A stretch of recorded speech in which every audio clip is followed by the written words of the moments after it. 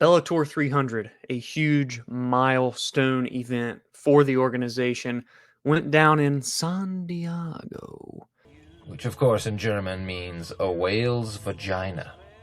This past Saturday evening, what once was supposed to be a 4 title fight card turned into a 3 title fight card, and all 3 champions retained the title. All 3 champions heard the words, and still, the main event is where we start things off. Lightweight Grand Prix semifinal matchup. The champion Usman Nurmagomedov taking on the veteran and former lightweight champion in Bellator, Brent Primus.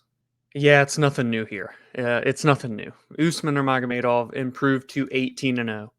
Flawless record. Never been beaten. What is he now in Bellator? I believe 7-0 with a plethora of finishes. He gets this one done via decision over the former champion, as I just mentioned, Brent Primus. It was one-way traffic.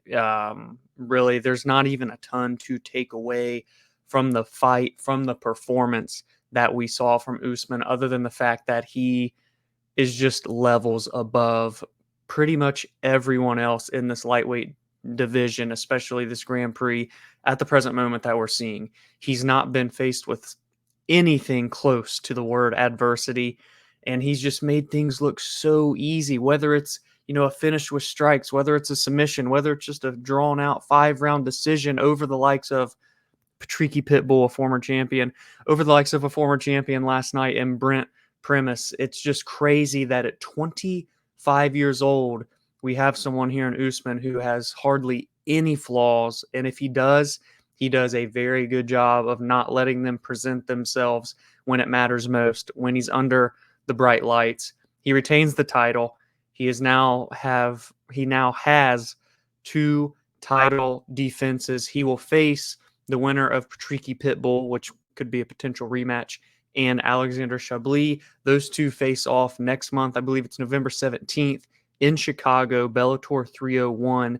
As of right now, the last event of the year for Bellator. I'm not sure if they're going to look to do a December event or not, with all this stuff going around, and if they're selling, going out of business, all that stuff. But the winner of that fight will take on Usman in 2024. At least we hope so, right? Regardless of how Bellator looks, that's the fight that at least is going to be made on paper. And again, we've already seen Usman take on Patricky. Me and Noah got to witness that fight in person, and it was just one-way traffic in that one. So the fact that he can do this to, young talents and guys that have been there and done that, it's crazy to me just how special of a talent Usman is. And say what you want about the fight against Brent at Bellator 300 on Saturday, it was nothing that you're going to go back and rewatch for fun, right? You can kind of just go look and see just how good Usman is, and that's really all you're going to see. There was no real urgency to get Brent out of there. He just fought a very calculated, technical fight. He outstruck him on the feet. He took him down at will, held him down, controlled him on the ground there. Never really looked for subs or ground and pound finishes, but did enough to maintain the position when they were down there. He did what he had to do to win this fight as a massive favorite. Again, perfect record, 18-0, a donut in that column. And I just don't know if anybody in Bellator, and specifically in the Bellator lightweight division, can take that perfect record away from him. I seriously don't see it right now. And I would like to see maybe him and Chablis face off, but Chablis has to get past Patricky Pitbull first. So that's kind of projecting. Maybe that's a November conversation when those 2 square off. But right now, Usman Nurmagomedov is on top of the Bellator lightweight division. He's on top of Bellator as a whole, as one of the biggest names that the company has currently, especially as a sitting champion. The future is so bright. The fact that he's doing all this right now at 25 is mind-boggling, and it's only going to continue to get better for the Nurmagomedov here. So the next fight we go to is the co-main event, Cris Cyborg, Cat Zingano, 2 OGs of the women's MMA game. And, well, it didn't last too long. As I mentioned off the top, all 3 champions that went into Bellator 300 left the same night as the champions still in their respective divisions. And that is the same here for Cris Cyborg, women's featherweight. The queen reigns supreme. She defends her title for the 5th time in Bellator since debuting against Julia Budd and winning the title in 2020. Has rallied off numerous defenses, tons of finishes, a decision sprinkled in there. She can still get the job done at 38 years old. She finished Cat Zingano 4 minutes and 1 second into the first round of their fight, dominated through and through. It was her fight for the 4 minutes that we got to see it. Controlled the fight, stronger, faster, as I at least had anticipated on Friday as well, just with the striking department. Cat couldn't keep up in this fight. It was that simple. And when the shots landed, they were so much more impactful on the side of the champion, Cris Cyborg. She's a perfect 6-0 in Bellator. And, there's no signs of slowing down, much like the Usman Nurmagomedov conversation, where I don't know if anybody can take that title from him. I don't know if I see a woman taking the women's featherweight title from Cris Cyborg so long as she is in that division and holds that title around her waist. The only chance that someone else holds that belt is if and when Cris Cyborg decides to hang up the gloves. And I don't think that's happening anytime soon either. I mean, this was a fight where Cyborg had not fought in an MMA fight in the Bellator cage since April of 2022, came back and got a finish in 4 minutes. But in that off time, she wasn't just sitting around, waiting. She boxed 2 times. She won both of those fights. I know that she was still training super hard. And it's clear when you see a performance like this. After the fight, they squared her off with Leah McCourt. Leah was also on this card on the prelims, got a big finish over Sarah McMahon. Really dominated that fight, had a very nice ground and pound finish in the first round. Tons of unanswered strikes. She looked really good. And she was coming off of a loss to the challenger at Bellator 300, Cat Zingano, for that title. So, Leah only had to get 1 win, but it was a big one. It was against a big name, a UFC veteran in Sarah McMahon. And, she gets to square off with Cris Cyborg. That is going to be the next title fight, it looks like, for women's featherweight. 2 good names. It's a good fight from that perspective. But again, if Cris is going to come in here and do this to Cat Zingano, who looked pretty good against Leah McCourt, and I know that's MMA math, right? And it doesn't always work that way. I just think it's a tall hill, a tough task, if you will, for Leah McCourt to answer and, face Cris Cyborg, defeat Cris Cyborg to become the women's featherweight champion. It's just so amazing to see what Cyborg has done if you really take a step back and look at her career. A Strikeforce champion, Invicta champion, UFC champion, a Bellator champion, defended the title in all of those organizations and promotions. She really is in a league of her own in that sense. It is the triple crown, if you will, of mixed martial arts. Oh, and add a 4th crown to that. She's done things that no other woman has ever done and will never do again. Obviously, Strikeforce no longer is even a thing, so it is impossible. But even that triple crown, right, of an Invicta, a Bellator, and a UFC, I find that to be a very, very hard thing for anyone to accomplish. She's just so accredited in this game. She is such an OG, a pioneer that forefronted women's mixed martial arts and has done so much to have this sport grow for the ladies and to improve this game. And the improvements that you see year after year, month after month, it seems now, in women's mixed martial arts, part of that can be as a tip of the cap to what Cris Cyborg has done. She continues to cement her legacy as one of the greatest fighters of all time, regardless of male or female, and one of the absolute best female fighters of all time. 27-2, a career that spanned the course of 18 years, 38 years young, not old for Cris Cyborg. We'll see what she can do in 2024 in her next matchup with Leah McCourt. Let me know if you guys have any early predictions for how that fight could play out. But we're going to get into the third and final title fight now, Bellator 300. Liz Carmouche, another UFC veteran looking to remain on top. Obviously, you guys know that she did by the kind of intro into this portion of the show. But how did she do it? We're going to get into that right now. I just said 38 years young for Cris Cyborg.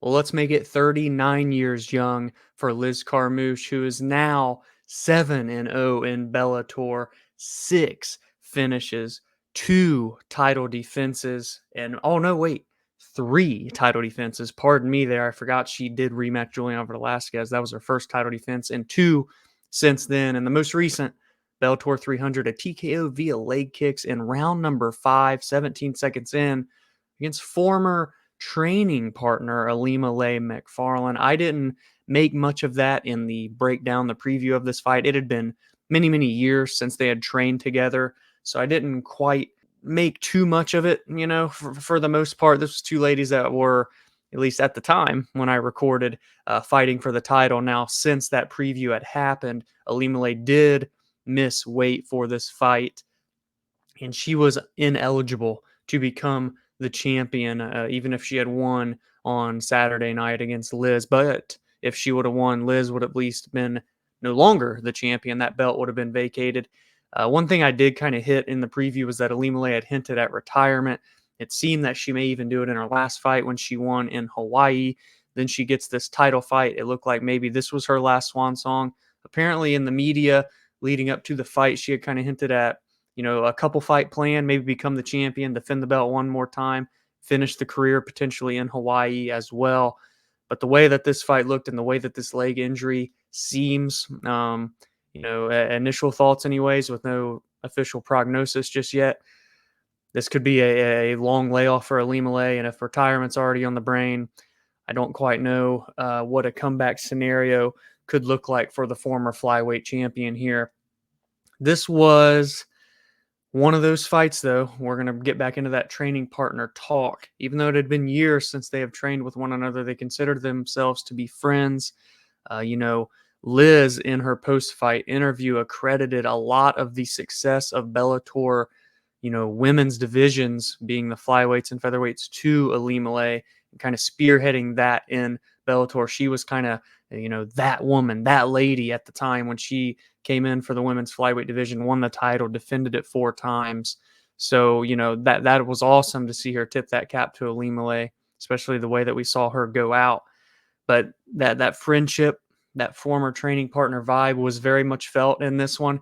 It seemed as if neither woman wanted to really go in for the kill and deal a ton of damage to one another. I believe even on the commentary, they had mentioned how one of the two ladies, I might have been Ilima-Lei, but one of the two had said they wanted to get a quick submission finish, put the other unconscious, no damage done, hands off, no dirt, right? And but then they said, knowing us, it might just turn into a blood and guts type of brawl. Well, that damn sure was not the case. And that's no slight on this fight. It's just, I think when you're in there, it's easier said than done. But what my main thing is here to nitpick is that there was a clear injury to Ilima-Lei Macfarlane that had occurred in round number 3. Her left lead leg was very, very compromised and damaged early on in that third round with a nice leg kick that Liz had been landing. Went down, hobbled a couple times. At points, couldn't even put weight down on the foot, on that leg, I should say. But Liz could not pull the trigger. She did not keep hammering away at that leg as those that were maybe Liz Carmouche bettors, may or may not have been me, would have liked her to do. It seemed that she did not want to truly injure that former training partner and friend in Ilima-Lei. But round 5 comes, better late than never is the saying, and she did land a brutal outside leg kick directly to that injured knee of Ilima-Lei. Went down. Ilima-Lei yelled out in pain. The fight was over. You immediately saw just the emotions kind of go to Liz and wanting to be there for Ilima-Lei in that moment. So regardless of what you make of the fight, she did defend that title once more for the 3rd time. She did get a finish. This is now 5 straight finishes in Bellator for Liz Carmouche. 6 of her 7 total are by finish. The only decision was against Vanessa Porto, which is really the lowest level name of all the women that she's fought. She's beaten Juliana Velasquez twice, Kana Watanabe, Deanna Bennett, Ilima-Lei. She's finished all of those top people. And in that post-fight interview, after giving credit to Ilima-Lei for what she had done for the division, she said that she thinks Kana Watanabe has kind of earned that next crack. It would be a rematch that would be, assuming it happens in 2024, obviously, 3 years nearly in the making. Liz beat Watanabe by TKO in 35 seconds June 25th of 2021 at Bellator 261.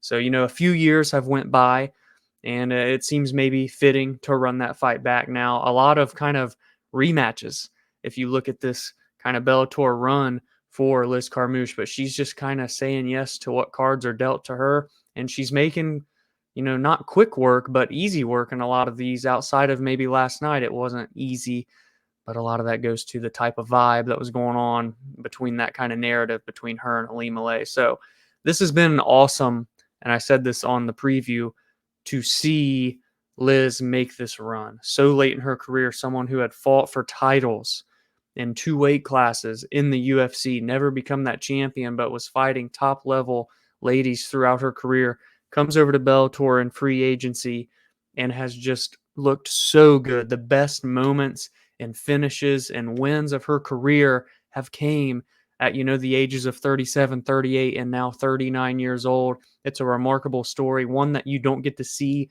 too often in this sport.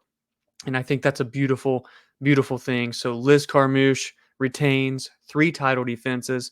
2024, maybe a rematch with Kana Watanabe. We'll keep our eyes peeled if that fight goes down. If it does, give us your early predictions. Would Liz get the rematch victory? Would she get another finish and a 4th title defense? Or could Kana get revenge, even up the series at 1 apiece, and maybe cement a trilogy near the end of 2024, assuming this happens kind of the first quarter of next year? So, women's flyweight, man, Noah and I had talked about it a ton. We love it in the UFC, really just flyweight in general. I mean, come on, it's a shame Bellator doesn't have a flyweight division.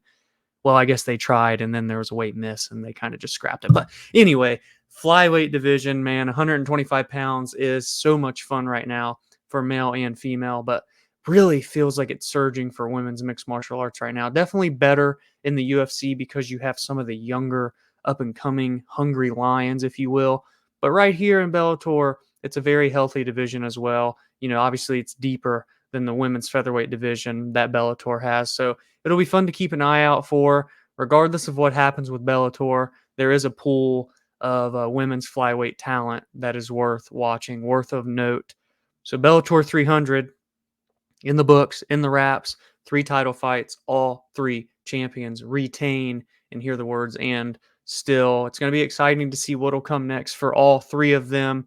But yeah, that's kind of it for Bellator until November 17th, Bellator 301, Wintrust Arena, Chicago, Illinois. We've got 2 title fights on that card: Amazov versus Jackson, Pettis versus Mix. Oh, that's one of the most anticipated fights for me for the rest of the calendar year in mixed martial arts. And then that Patricky Pitbull versus Alexander Chablis fight, winner of that taking on the main event winner of Bellator 300, Usman Nurmagomedov. Give me all of your thoughts on Bellator 300. Did you enjoy the event? Did it feel like a big time historic event, a milestone event, if you will, for the organization as they kind of tread these uncertain waters, at least from the outside looking in perspective of us that follow the sport? Let me know what you think. Leave a like on this video if you enjoyed it. Leave a like, not for me and the below averages, but for Bellator as they are navigating what they're going to do with their company. Leave a comment below what you thought of the evening, and we will see you in November for the next Bellator recap.